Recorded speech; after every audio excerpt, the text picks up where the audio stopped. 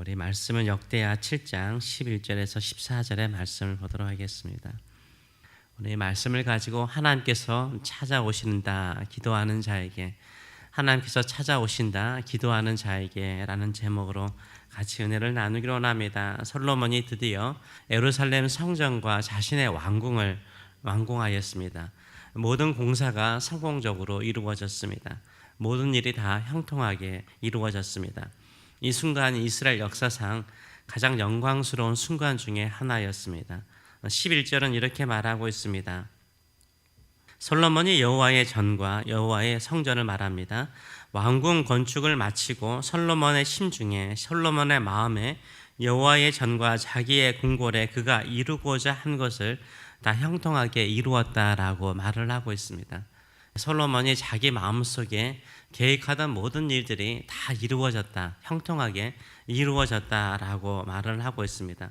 얼마나 기쁜 일입니까? 자기가 원하고 계획했던 모든 일들이 형통하게 다 이루어졌습니다. 화려한 예루살렘 성전, 넘치도록 풍성했던 제사들, 불로써 응답하시는 하나님의 임재, 하나님의 영광 속에서 기뻐했던 성도들의 모든 모습들을 바라보면서 솔로몬은 가장 행복한 순간들을 누렸을 것입니다. 모든 것이 완벽했습니다. 이렇게 완벽한 축제의 날을 마친 그 날에 하나님께서 솔로몬에게 나타나셔서 그에게 경고를 하시고 그에게 다시 다윗과 맺은 언약을 맺는 것을 우리가 볼 수 있습니다. 아무리 겉모습이 화려하고 모든 것이 좋아 보일지라도 그 마음속에 하나님이 계시지 않으면 모든 것이 헛되기 때문에 하나님께서 직접 솔로몬에게 나타나셔서 그를 축복하시고 그에게 다시 약속하시는 것을 볼 수 있습니다. 하나님께서 솔로몬에게 하신 이 말씀을 통해서 진정으로 축복받는 인생은 어떤 인생인가 같이 한번 나누기로 원합니다. 첫째는 하나님의 주권을 인정하는 것입니다. 하나님의 주권, 하나님이 컨트롤하시고 하나님의 다스리심을 인정하는 것입니다. 하나님께서 솔로몬에게 나타나셨습니다. 솔로몬이 이미 11절에서 자기가 마음속에 원하는 것을 다 이루었어요. 형통하게 다 이루었습니다. 이러면 어떻습니까? 사람이 교만해지죠. 내가 생각하고 내가 원하는 것 다 이루어지면 사람들이 교만해져요. 하나님 위에 올라가는 경향이 있습니다. 그래서 하나님께서 가장 먼저 솔로몬에게 말씀하시기를 뭘 말씀하시냐면 하나님의 주권을 선포하십니다. 12절의 말씀을 보게 되면 이렇게 말합니다. 밤에 여호와께서 솔로몬에게 나타나사 그에게 이르시되 내가 이미 네 기도를 듣고 이곳을 택하여 내게 제사하는 성전을 주었으니 라고 말을 하고 있습니다. 하나님께서 이미 솔로몬의 기도를 들으셨다라고 말합니다. 그래서 하는 말이 뭡니까? 이곳을 택하여서 내게 제사하는 성전으로 삼았다라고 말하고 있습니다. 다시 말하면 내가 이 예루살렘 성전을 선택했다라고 말을 하고 있어요. 솔로몬이 성전을 화려하고 크게 지었기 때문에 그 성전이 거룩한 성전이 된 것이 아니라는 거죠. 네가 네 마음에 원하는 대로 이루었기 때문에 그 성전이 거룩한 하나님의 성전이 된 것이 아니라 하나님께서 뭐 하셨기 때문에요? 선택하셨기 때문에. 하나님께서 그 예루살렘 성전을 선택하셨기 때문에 하나님의 백성들이 그곳에서 제사하고 기도할 수 있는 것으로 선택하셨기 때문에 거룩한 성전이라고 말씀하세요. 이게 우리에게 큰 의미가 있는 거죠. 우리가 화려하고 웅장하고 멋지게 신앙생활하기 때문에 하나님께서 우리를 거룩한 하나님의 백성으로 삼으신 것이 아니에요. 하나님께서 먼저 우리를 사랑하사 선택하신 거죠. 그래서 하나님의 백성이 된 거예요. 겉모습 볼 때 우리가 화려하지 않고 멋지지 않을 수 있어요. 하나님께서 우리를 선택하셨기 때문에 하나님의 백성이 된 줄 믿습니다. 그러면서 하나님께서 말씀하시기를 어렵고 힘들 때에도 네가 기도한 대로 이 성전을 향하여서 이 성전에 와서 내 이름을 부르고 기도하면 하나님께서 그 땅을 고치시고 회복하신다라고 약속을 하고 있습니다. 그러면서 하나님의 주권에 있는 또 한 가지를 이야기를 하고 있습니다. 13절의 말씀을 보게 되면 이런 말씀을 하나님께서 하십니다. 혹 내가 하늘을 닫고 비를 내리지 아니하거나 혹 메뚜기들에게 토산을 먹게 하거나 혹 전염병이 내 백성 가운데 유행하게 할 때, 하나님의 주권 가운데 하나가 뭐냐면 하나님께서 하나님의 백성들에게 어려움을 줄 수 있다는 거예요. 그래서 세 가지를 예로 들고 있어요. 하늘에서 비를 닫아서 기근이 있거나, 메뚜기는 우리가 다 알다시피 메뚜기가 한번 지나가잖아요. 메뚜기 떼가 한번 지나가게 되면 뿌리까지 다 모든 작물들을 먹어버립니다. 그만큼 큰 재앙은 없습니다. 그다음에 전염병이 백성들 가운데 유행하는 거, 우리 코비드 경험하지 않았습니까? 그런 것이 유행할 수 있다는 거예요. 왜 그런 것이 있을까요? 하나님께서 그의 백성들을 사랑하기 때문에 가끔은 죄를 깨닫지 못할 때가 있어요. 하나님을 멀리할 때가 있어요. 하나님이 원치 않는 죄를 범할 때가 있어요. 그때 하나님께서 깨우치게 한 거죠. 징벌은 깨우치게 한 거예요. 하나님께 돌아와서 복된 인생을 살도록 하기 위해서 그렇게 하나님께서 주권적으로 행할 때가 있다는 것입니다. 우리 인생이 내 뜻대로 되지 않을 때가 있어요. 내가 원하지 않는 것을 경험할 때가 있습니다.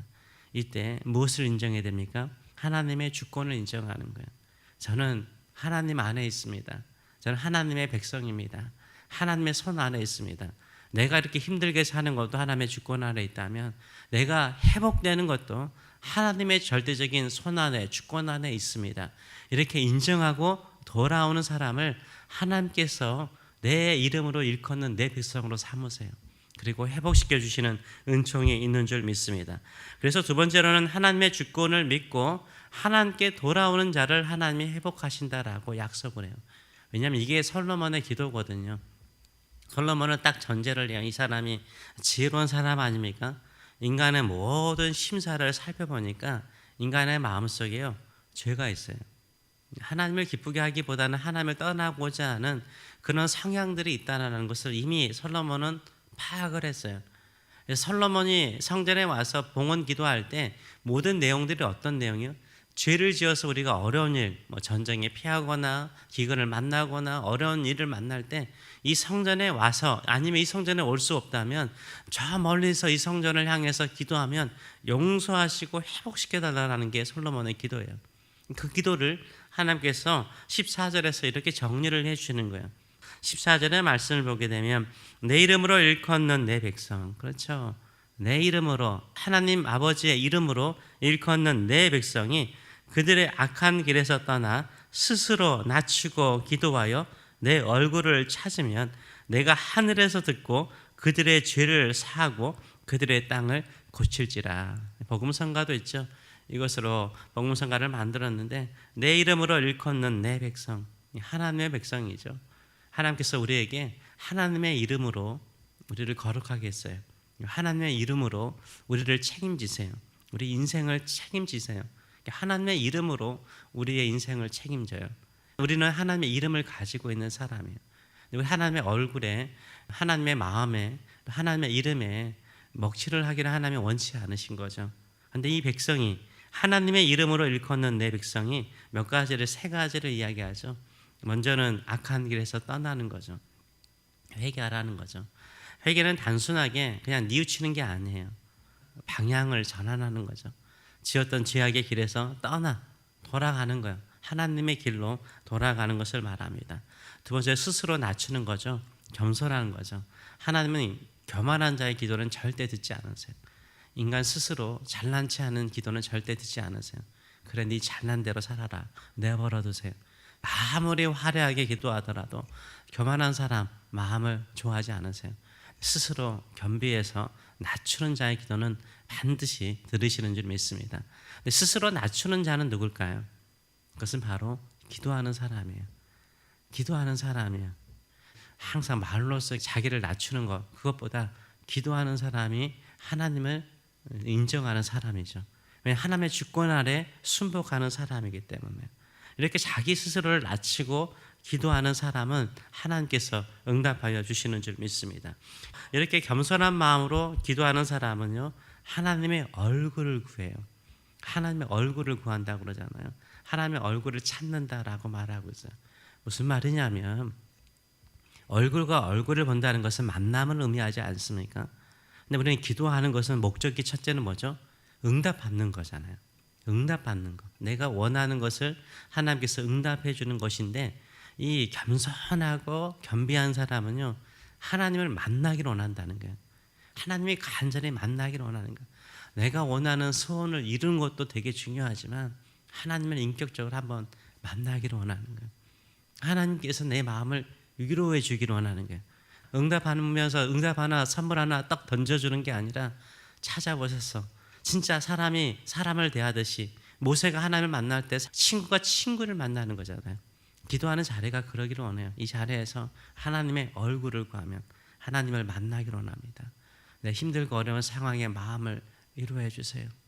힘들었던 내 상황을 이해해 주세요. 한 번쯤은 나의 변명도 좀 들어주세요. 나의 핑계거리도 들어주세요. 나의 변명거리도 좀 들어주세요. 그러면서 하나님께서 이해하시고 품어주시고 안아주시고 힘주시고 격려하시고 소망의 메시지를 주는 그런 자리까지 가시는 저와 여러분 되시길 축원합니다. 그러면 하나님께서 어떻게 하신다라고 말합니까? 죄를 용서하신대요. 아무리 큰 죄도 하나님이 다 용서하세요. 그리고 뭐 한다고요? 땅을 고친대요. 땅을 고친대요. 아담이 범죄했습니다. 에덴 동산에서 범죄했어요. 그때 하나님께서 어디를 저주하죠? 땅을 저주해요. 땅을 저주해요. 땅을 저주하니까 어떻습니까? 가시덩키와 여러 가지 어려운 일들이 생겨요. 땀을 흘리고 수고하는데 그 열매를 얻지를 못하는 게 이게 하나님께서 주시는 고통이, 우리에게 주는 고통이에요. 그래서 죄를 지으면 얻는 게 일상의 삶이 너무 힘든 거예요. 너무 버거운 거예요. 수고해도 노력해도 땀 흘리고 수고를 하는 거예요. 근데 하나님께서 땅을 고치면 어떻게 하죠? 땅을 고치면 기근에 비를 내려주세요. 전염병을 막아주세요. 메뚜기가 오는데 메뚜기가 그 길을 지나가지 않아요. 생기지가 않아요. 하나님께서 모든 재앙에서 막아주세요. 경제적으로 하나님께서 회복시켜 주시는 거, 우리 환경을 다시 한번 회복해 주시는 놀라운 은혜가 있는 줄 믿습니다. 이거 누가 하시는 거예요? 하나님이 하신다는 거예요. 하나님이 회복시켜 주시는 놀라운 은혜가 있는 줄 믿습니다. 이 시간에 하나님 저의 모든 허물들을 예수 그리스도의 피로 용서하여 주시고 제 마음의 주인은, 제 인생의 주인은 제가 아니라 하나님이십니다. 하나님이 나의 주님이십니다. 제 땅을 고치시고 제 삶을 치료하시고 통치하여 주시옵소서. 이렇게 기도할 때 하나님께서 모든 것을 치료하시고 회복시켜 주실 줄 믿습니다. 이런 믿음을 가지고 우리 같이 기도하시는 저와 여러분 되시길 축원합니다.